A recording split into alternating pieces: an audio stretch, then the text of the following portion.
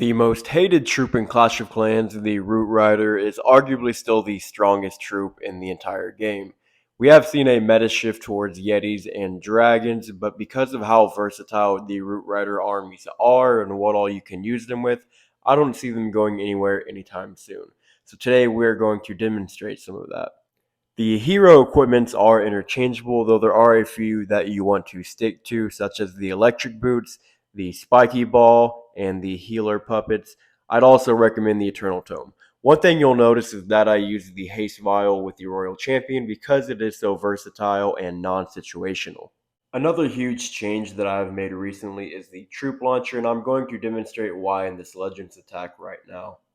To start each attack, I like to find the biggest three defensive threats to my army, which are the fire spitters, ricochet cannons, and the monolith.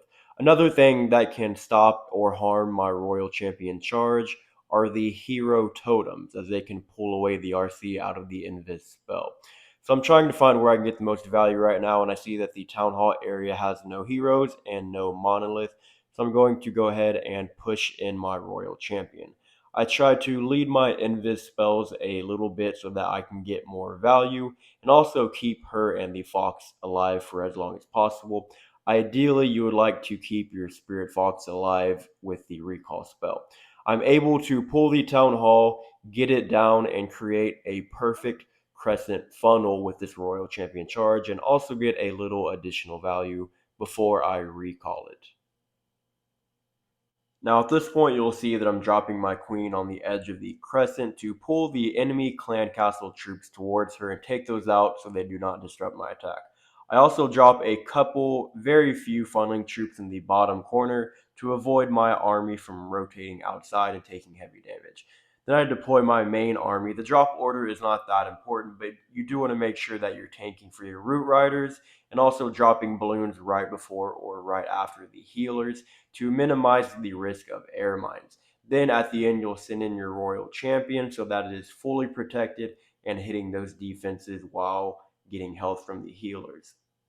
Notice my overgrowth spell is only encompassing the monolith and fire spitter defenses, and that is completely fine because I'm using it for the purpose of tracking and not freezing defenses. I actually want my army to rotate towards the east and take out those heavy defenses before it goes north. Now at this point you'll see that my king is right by the monolith in the middle and I activate the spiky ball because it had a perfect chain opportunity to take out some good core defenses. I was going to save it till I got to the air sweeper to open up those columns, but my army was too strong at this point and I saw better value there. Now you'll see that my queen is getting a bit low, so I go ahead and pop her ability to take down that multi-target Inferno tower because it is starting to melt her and the healers. At this point, you'll also see that my army's health is getting kind of low, and I'm kind of concerned. So I go ahead and pop my Royal Champion ability to create that separation and give the healers a chance to heal the core army, while the RC creates separation and kind of cleans the back end defenses, while the other troops clean up the outside. And it is an overkill 3-star attack. Now, by this point, you've probably noticed that my heroes are a bit rushed. And no, I do not endorse the idea of rushing heroes because it makes gameplay harder at upper town halls. But if you take care of the fundamentals of this attack strategy, it's really not that big of a deal. Before my next Legends attack is underway, I'll explain the importance of the troop launcher along with the balloons and ice golems inside of it. See, the balloons and golems will take out mines, bombs in the core of the base that you cannot see that would take out your root riders and healers on the backside of your attack.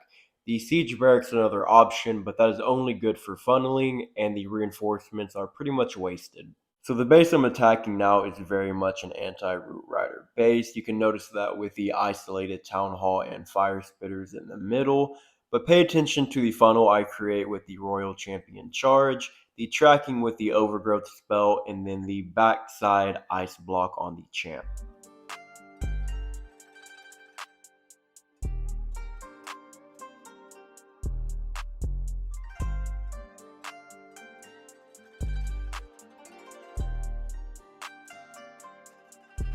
And now that I have exhausted all of my invis spells, I drop to the bottom to drop a few super barbarians and create the end of that funnel, then hop back up to recall my royal champion to send in with the main army.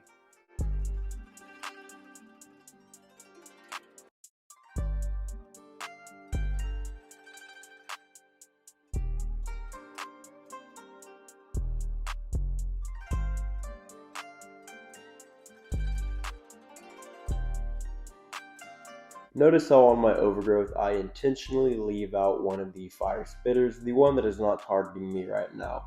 That's because I want my army to deal with that defense currently instead of taking damage from it on the backside of my attack.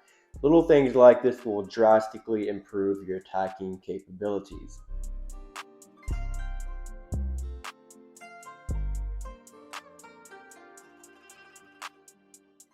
My army is taking heavy damage from the Town Hall, Fire Spitter, X Bow, and Multi Archers, so I whip out the Ice Block spell and try to only drop it on the Royal Champion so that she can tank most of the damage instead of that going on my core army.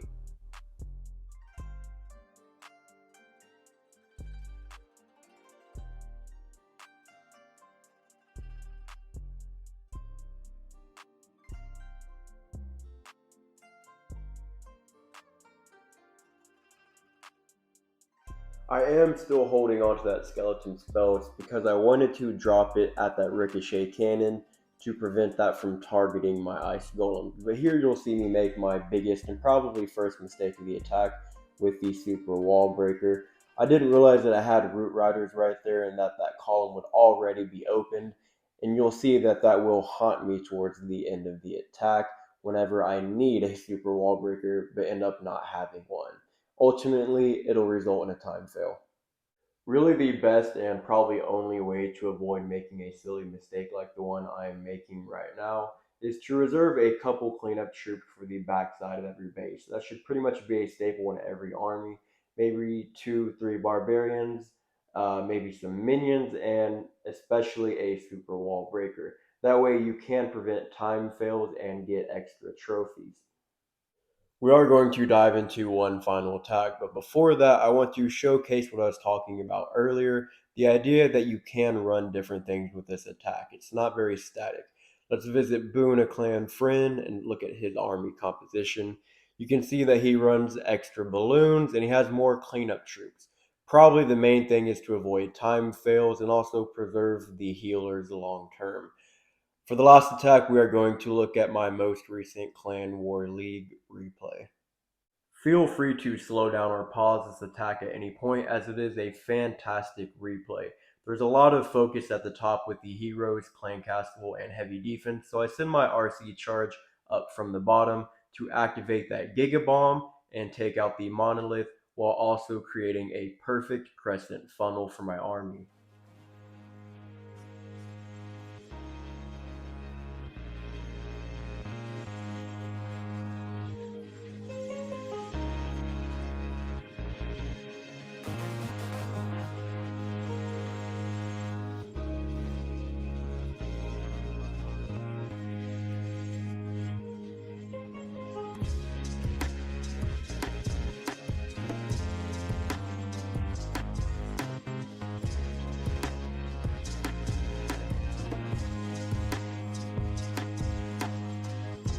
One of the things I do slightly differently on this attack is send in a couple raged barbarians early so that the hook tower will waste a pull on them. Usually the hook tower isn't that big of a deterrent unless it pulls in a archer queen, royal champ, or warden, but I really didn't want it pulling anything that early and risking my attack. I also decide to include the town hall on the overgrowth because the last thing I want at this point is my army splitting while it's taking heavy value. I use my skeleton spell to get the attention of the multi-cannon and two ricochet cannons. Fantastic value. Once that expires, I pop my warden ability.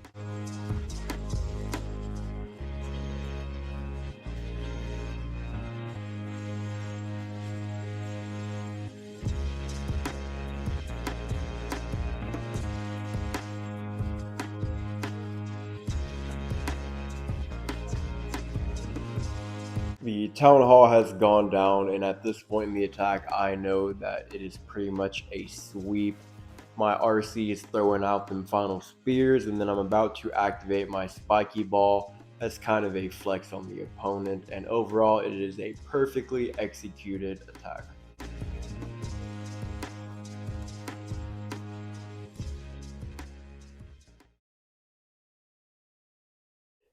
And there you have it. I mean, root riders are still obviously very relevant to use in competitive gameplay.